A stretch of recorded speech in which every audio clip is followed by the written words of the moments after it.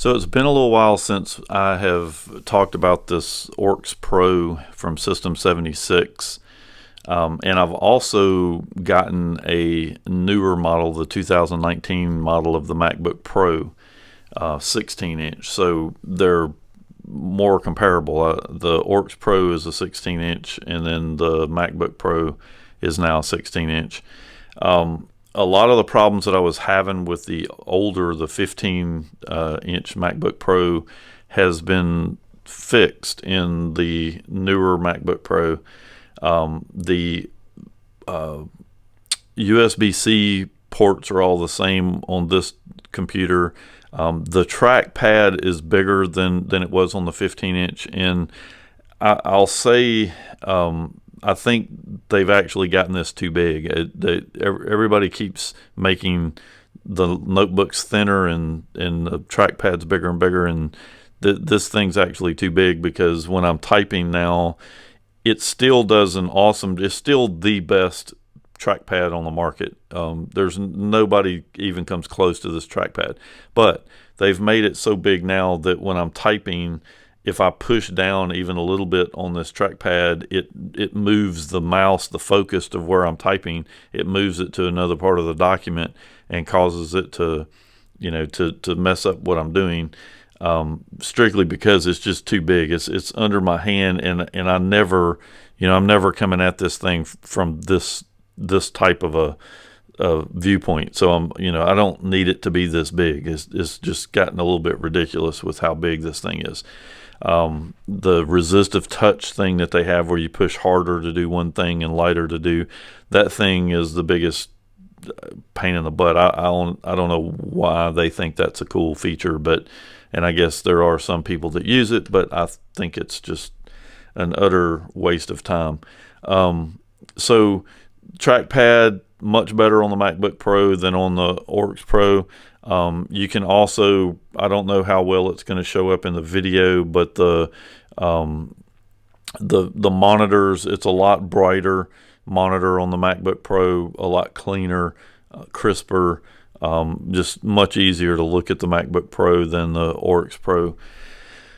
The Oryx Pro, one of the things I really, really, really like about this computer is that down the sides, and if you go back to the earlier video I did, you can see more about the ports and all that stuff that's on this computer, but it literally has everything. It's got HDMI, it's got the RJ45 for the network connector, it's got USB-C, it's got USB 3, so it literally, and it's got an SD card reader. This is the cat's meow for ports. So I really love that aspect of this computer.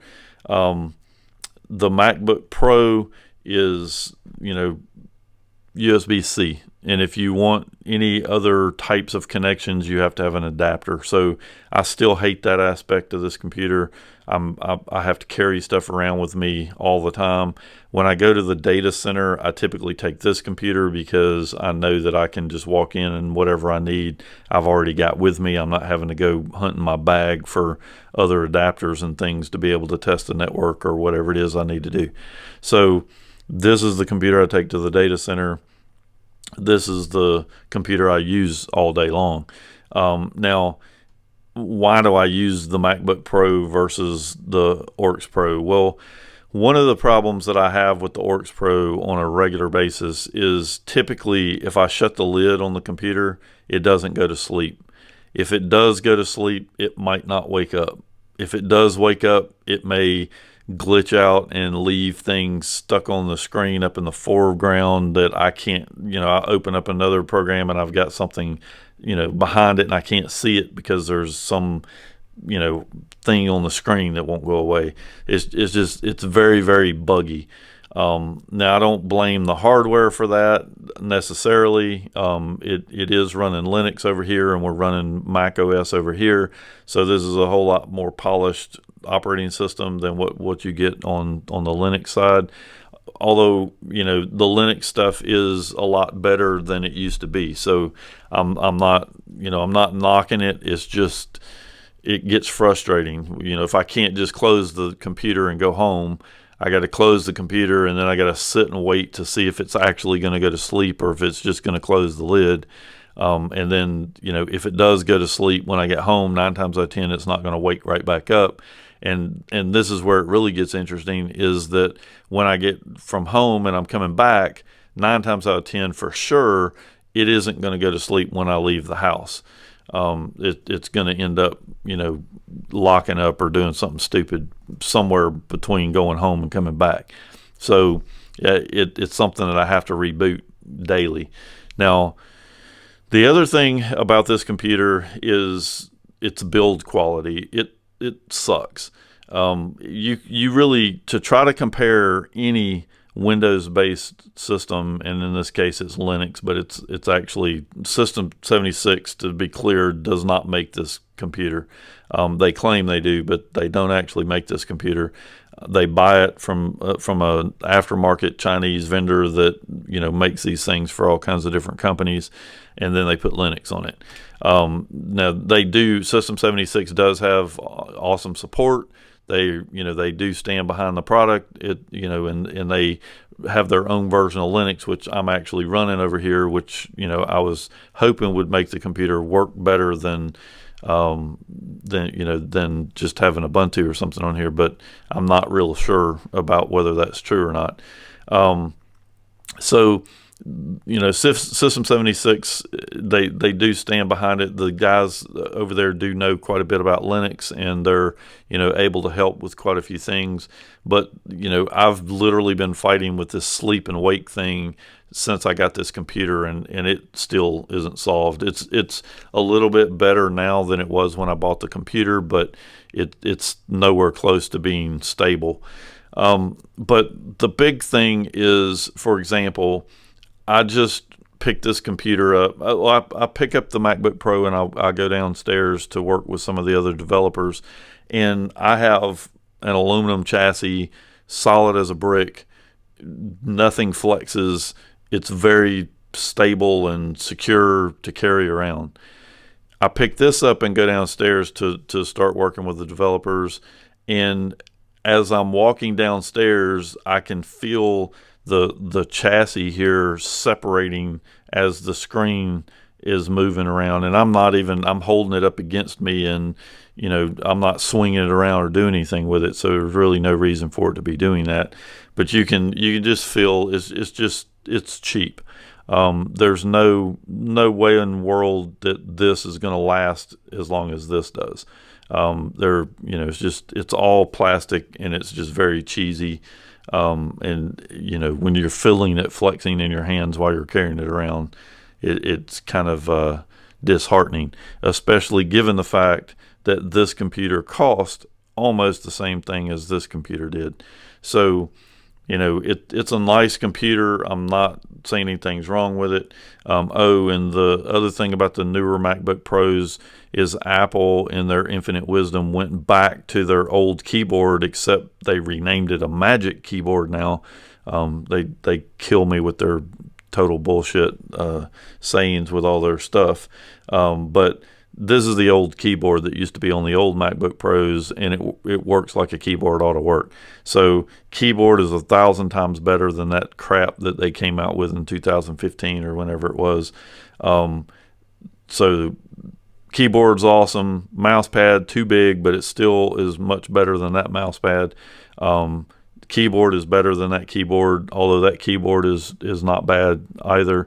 The keys are a little mushy on it, but they're much better than any other notebook I've ever had. I'd have probably a 50-50 split between typing on this and typing on this. Which one I won't give either one of them the heads up, because they're both pretty close. Monitor, this is a very nice monitor, but as you can tell, it just doesn't have the quality of this one. And then the build quality over the overall computer is just not even speakable. So that's basically it. In my day-to-day use, I use the MacBook more now than this. I used to use this exclusively, so I was carrying it home, doing everything on it. As it stands, I hardly ever turn this thing on. Unless I'm going to the data center, I'll have it in my bag to go to the data center, just because it's a lot more functional than the MacBook Pro is, and a lot easier to deal with. But it's got all the other problems.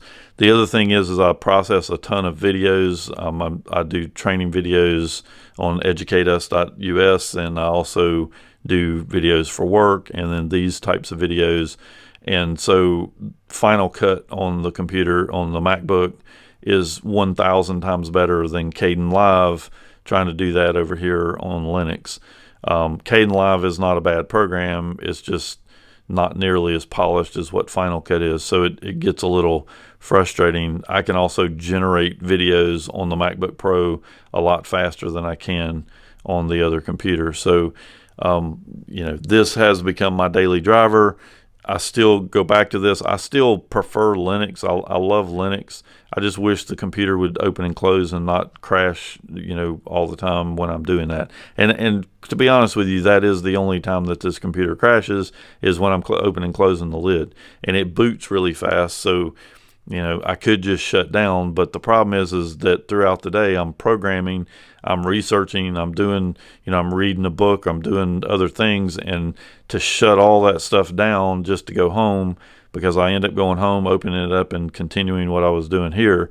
So it's just a huge pain in the butt when I'm on that computer. So now I will also say that I have had the MacBook Pro lock up a few times, which is kind of rare for Apple products. But I have had this thing completely crash on me a few times. So it's not perfect either, but it's a heck of a lot more stable than what I get over here on the this other computer. So, and then I will switch just to kind of show you, if I can get the mouse. So, just to kind of show you the two screens side by side with the same thing up on both of them. Let's see if I go over here.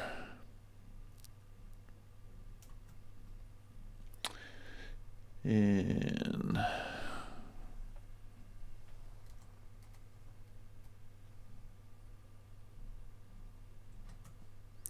so that's literally the same screen up on both sides, so you can kind of see how things are positioned. And that's another thing about the MacBook that I like. Both these are the same size monitor, but you'll notice this one is wider, and then this one is taller. So they're both 16, measuring from corner to corner and corner to corner, but that extra vertical space that's on the MacBook actually makes it more useful. I can do a little bit more, and it's easier to work with things over here on the MacBook than it is on the wider screen that's on the Oryx Pro.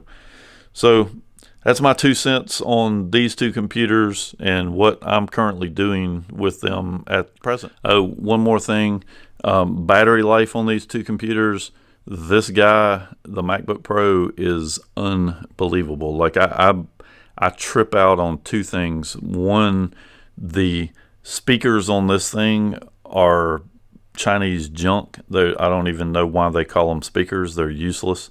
You can't watch videos and things on this computer while the thing's sitting in your lap, because all the speakers are on the bottom of the computer, which is totally ignorant, and they just sound like crap.